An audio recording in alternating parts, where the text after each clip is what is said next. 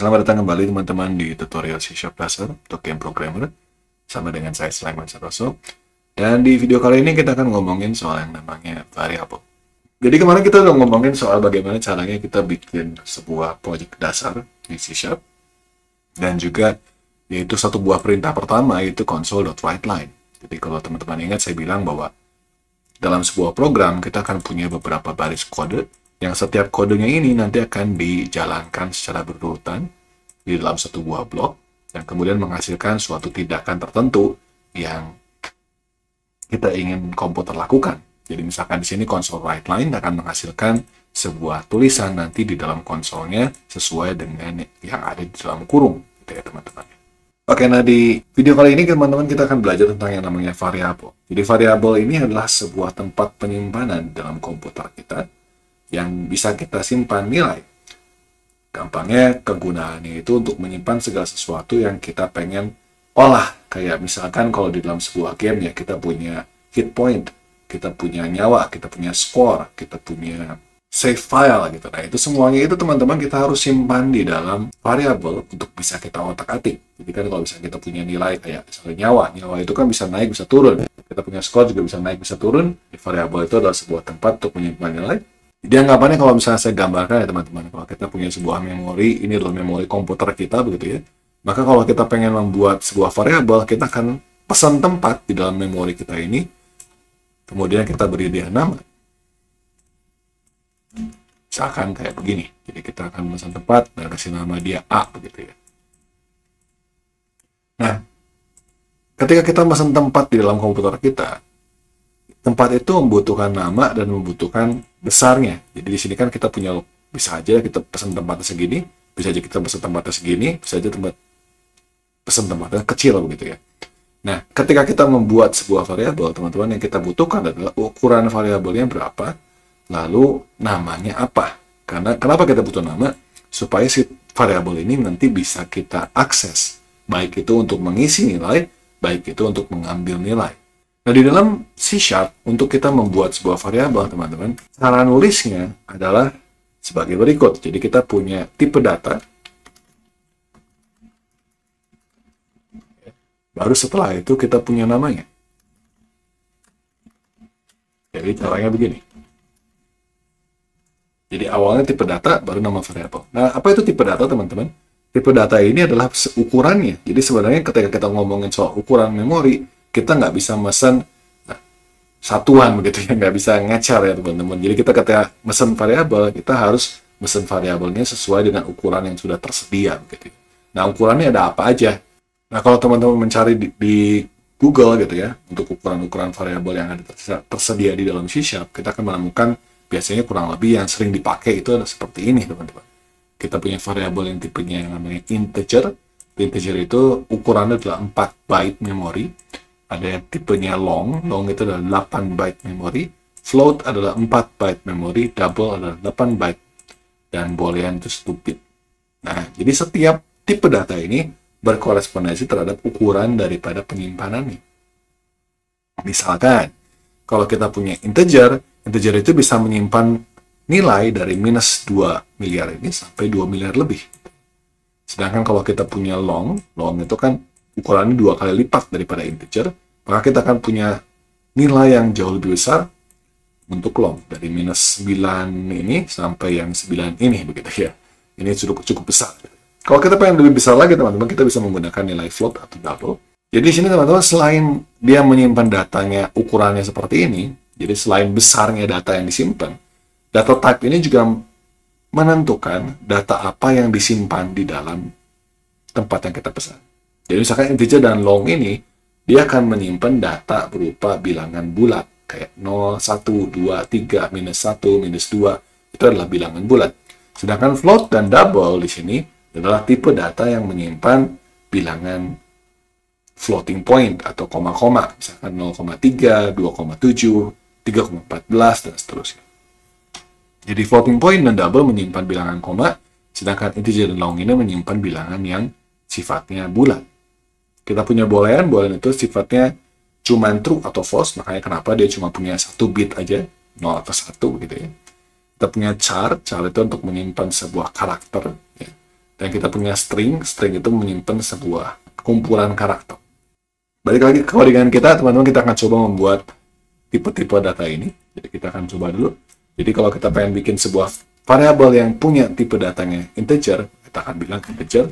Lalu kita bisa bilang misalkan namanya itu A. Misalkan. Ini kita buat sebuah variabel bertipe integer bernama A. Berarti variabel ini besarnya adalah sebesar integer, bisa menyimpan bilangan bulat. Oke, nah sebelum kita lanjut tentang tutorial kita ini, ada sedikit penjelasan tentang nama variabel, teman-teman. Jadi nama variabel itu ada aturannya di dalam bahasa C#. Aturannya kurang lebih seperti ini, teman-teman. Jadi nama variabel itu boleh mengandung huruf, bisa mengandung angka, juga bisa mengandung tanda kayak begini ya, underscore. Tapi nama variabel itu harus dimulainya, awalnya itu harus berupa huruf atau berupa underscore. Nah, nama variabel juga sebaiknya dimulai dengan huruf kecil dan tidak boleh mengandung spasi, ya, teman-teman. Jadi kalau misalnya kita mau bikin nama variabel integer A spasi B itu salah, nggak boleh. Dan nama variabel itu juga case sensitif. Jadi kalau saya punya nama variabelnya myVar di sini dengan myVar yang di sini, itu dua variabel terpisah, dua variabel yang berbeda, teman-teman. Jadi huruf besar, huruf kecil mengaruh gitu ya. Jadi kalau kita bilang A-nya huruf kecil, A-nya huruf besar, itu variabel yang beda. Dan juga ada beberapa kata-kata yang sudah dipesan sama C#, kita nggak bisa pakai. Misalkan kita pengen bikin nama variabel int, nggak bisa, teman-teman, karena nanti jadi nulisnya integer-integer gitu ya, jadi aneh begitu ya. Nggak bisa dan jadinya nggak boleh digunakan sebagai nama variabel. Jadi kurang lebih aturannya seperti itu. Kalau kita punya long B, misalnya begitu, kita punya sebuah variabel di dalam memori kita dengan tipe data long dan juga dengan nama B. Kalau kita kasih dia misalkan float, berarti kita punya tipe data float, ya, yang bisa menyimpan bilangan koma sebesar float dengan namanya adalah C. Dan kalau kita pengen punya string, misalkan kita punya string S, kita punya sebuah string kumpulan karakter ya, dengan nama S. Jadi ini adalah cara kita untuk mendeklarasikan variabel. Jadi sebelum kita bisa menggunakan variabel, teman-teman, di dalam bahasa C#, kita harus terlebih dahulu pesan tempatnya dulu. Gitu ya. Ketika kita pengen menyimpan sebuah nilai, kita harus pesan tempat dulu supaya tempatnya itu bisa kita masukin nilai. Ini enggak selalu begini, teman-teman. Di bahasa pemrograman yang lebih modern, biasanya kita tidak melakukan yang namanya deklarasi variabel seperti ini. Ini namanya deklarasi variabel.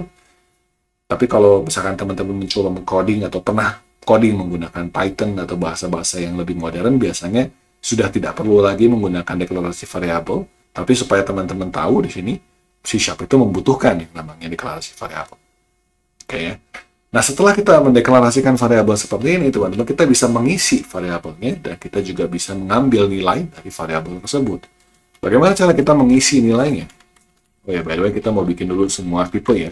Biar jelas ya. Kita punya bilangan bulat, bilangan koma, kita punya true or false, dan kita punya di sini ada string atau kumpulan karakter atau kalimat ya.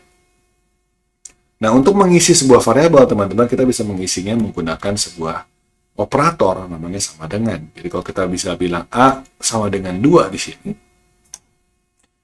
maka artinya, teman-teman, kalau di dalam memori kita punya nilai 2. Misalkan kita punya nilai 2, nama variabelnya 2 ini kemudian saya masukin ke dalam si kotak saya. Nah, itu artinya A sama dengan 2 di sini. Jadi sama dengan di sini berbeda dengan matematika ya, teman-teman. Kalau sama dengan cuma 1 di dalam programming, kita sebut ini sebagai yang namanya operasi assignment, penugasan. Jadi di sini cara bacanya adalah yang sebelah kanan itu masuk ke yang sebelah kiri. Gitu ya. Jadi kalau kita punya 2, A sama dengan 2, maka nilai 2 itu dimasukin ke variabel yang namanya A. Jadi kalau kita di sini punya memori, ya, memori kita punya sebuah kotak yang namanya si A ini, maka kita isi 2-nya ke dalam A. Itu sebabnya kalau teman-teman sekarang melakukan A sama dengan 5, misalkan begini, pakai titik koma ya teman-teman setiap kalimat ya. Maka artinya sekarang setelah A diisi 2, A-nya diisi 5. Kalau A-nya diisi 5, kemana 2-nya? Dan di sini kalau misalkan kita punya sebuah nilai lagi, misalkan kita punya nilai 5, lalu si nilai 5 ini mau dimasukin ke A, kan di sini A sama dengan 5, artinya nilai 2 ini akan dihapus, kemudian diisi, ditimpa dengan yang namanya 5 di sini. Ini cara kita mengassign sebuah bilangan integer. Kalau kita pengen assign floating point, kita bisa bilang C misalkan sama dengan 2,3. Nah, di sini teman-teman kita menggunakan F di sini sebagai penanda bahwa itu floating point. Jadi 2,3 F floating point. Bisa juga misalkan 0,314. Ini cara kita mengisi sebuah variabel floating point. Kalau kita pengen mengisi sebuah variabel yang nama tipenya boolean, tinggal bikin aja D sama dengan misalkan true atau false. Kalau false, tinggal ganti false. Benar atau salah.